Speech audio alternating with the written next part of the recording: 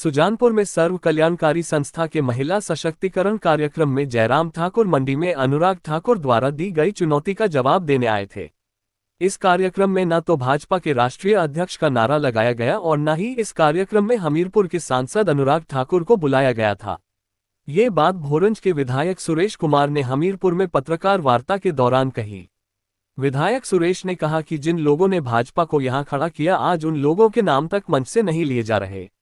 उन्होंने कहा कि अब भाजपा 6 गुटों में बांटकर रह गई है। उन्होंने कहा कि राजेंद्र राणा बताएं कि दुबई में डिवोशन कॉरपोरेशन से आपके क्या संबंध है, इसे सार्वजनिक किया जाए। वहीं उन्होंने कहा कि मुख्यमंत्री के करीबियों के द्वारा हमीरपुर, कांगड़ा सहित अन्य जिलों में जमीन खरीदने को लेकर जो बातें कर रहे हैं, उनके नामों को जनता के बीच सार्वजनिक करें। अगर वह ऐसा करते हैं तो ये सारी जमीन राजेंद्र राणा के नाम पर कर दी जाएगी, क्योंकि उनका जमीन से जुड़ा कारोबार पहले से ही रहा। उन्होंने तंज कसते हुए कहा कि जो लोग महिला सशक्तिकरण की बातें कर रहे हैं, वह शायद आज तक प्रदेश की जनता को वुडविल कांड में क्या हुआ था, इसकी जानकारी लोगों को नहीं दे पाए हैं। उन्होंने कहा कि सुजानपुर में जितने भी कार्यक्रम होते हैं, उनमें क्यों सांसद अनुराग ठाकुर, पूर्व मुख्यमंत्री प्रेम कुमार धूमल का नारा विशेष लोगों द्वारा नहीं लगाया जाता है। उन्होंने संस्था के फंड पर सवाल उठाते हुए कहा कि कल्याणकारी संस्था को जो फंड अलग अलग कंपनियों से आ रहा है, वह किस लिए संस्था द्वारा लिया जा रहा है, क्या कभी संस्था द्वारा इसका ऑडिट करवाया गया है। इन सब जानकारी को जनता के बीच साझा किया जाए। पैसे कंपनियों से क्यों लिए जा रहे हैं, इसकी जानकारी प्रॉपर दी जाए। राजेंद्र राणा जी, हमने पहले भी कहा था कि राजेंद्र राणा जी, आप आए दिन सरकार के ऊपर आरोप लगाते हैं, आप आए दिन मुख्यमंत्री के ऊपर आरोप लगाते हैं, आप कांग्रेस के दूसरे नेताओं के ऊपर आरोप लगाते हैं, लेकिन जो आरोप हमारे आपके ऊपर है, आज तक आपने उनका जवाब नहीं दिया। और हैरानी की बात है कि महिला सशक्तिकरण करने के लिए राजेंद्र राणा जी ने ये कार्यक्रम यहाँ पे रखा, लेकिन जो वुडविला की बात थी, उन महिलाओं का वो जो सशक्तिकरण वहां कर रहे थे, क्या वो उन बातों का जवाब यहाँ रखेंगे? हमने पहले भी कहा था कि जब तक वो वुडविला की सच्चाई को जनता के बीच में नहीं रखेंगे, तो उनको कोई अधिकार नहीं बनता है कि वो कांग्रेस पार्टी के नेताओं के ऊपर ऐसे अनाप शनाप आरोप लगाएं।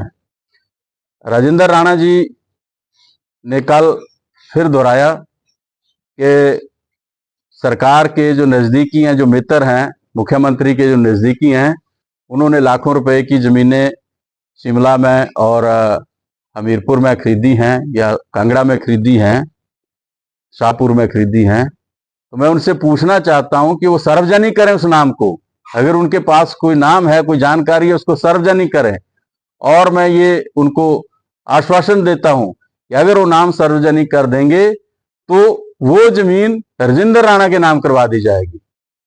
अगर वो सार्वजनिक कर देंगे उन नामों को, तो कांग्रेस पार्टी उस जमीन को राजेंद्र राणा के नाम करवा देंगे, क्योंकि जमीनों की खरीद फरोख्त का उनका धंधा है, वो इस काम से जुड़े हुए हैं। तो वो सार्वजनिक करें, अन्यथा अनर्गल बयानबाजी जो है और बंद करें, क्योंकि उनकी आदत बन गई है कि वो आए दिन चंडीगढ़ से एक खड़े हो जाते हैं और मोबाइल के ऊपर फोटो खींचते हैं और यहाँ पे वो जो है वो अनर्गल बयानबाजी करके भेज देते हैं और उसको चला देते हैं।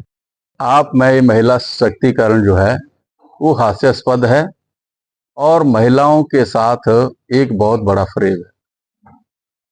हैरानी की बात यह है कि वो पार्टी महिला सशक्तिकरण का ढोंग कर रही है, जिनके बड़े नेता महिलाओं के आरोपों के अंदर घिरे हुए हैं।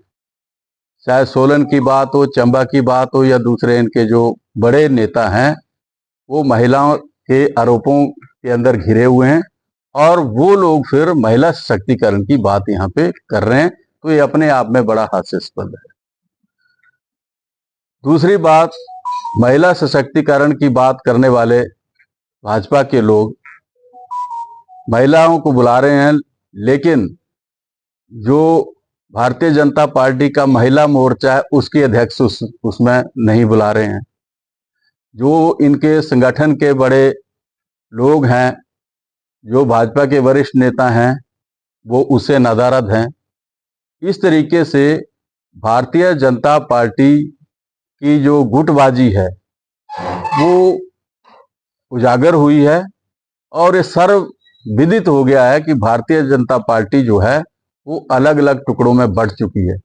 जैसा कि माननीय मुख्यमंत्री जी ने कहा था कि ये 5 गुटों में बटा हुआ एक कुनबा है, वो भारतीय जनता पार्टी ने इस महिला सशक्तिकरण कार्यक्रम में जो है साबित कर दिया है। जवाब देने की हिम्मत है तो इन बातों की का वो जवाब दे, अन्यथा ऐसी अनर्गल बयानबाजी जो है उसको बंद करे। आज जिस तरीके से भारतीय जनता पार्टी के अंतरकलह उपजी है, उससे ये साफ हो गया है कि आने वाले समय में भारतीय जनता पार्टी के अंदर एक बड़ा विस्फोट होने वाला है और ये अलग अलग टुकड़ों में बंट के अपने अंत की तरफ जा रही है।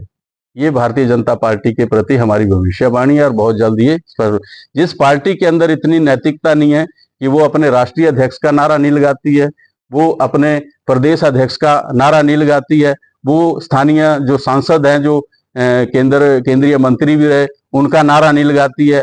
यहाँ पे प्रेम कुमार धूमल जी जो 2 बार मुख्यमंत्री रहे, उनका नारा नहीं लगाती है, और ठाकुर जगदेव चंद जी जो संस्थापक रहे, उनका नारा नहीं लगाती है। तो फिर एक व्यक्ति का गुणगान करने के लिए जयराम ठाकुर जी यहाँ पे आए थे और मात्र वो ये प्रदर्शित करने के लिए आए थे कि अनुराग ठाकुर जी ने मंडी में जाके जो वहां पे उनको एक चुनौती दी थी, उस चुनौती का जो है वो जवाब देने के लिए यहाँ पे आए थे। और ये भारतीय जनता पार्टी के बिखराव का दौर है, ये हमें कहना था।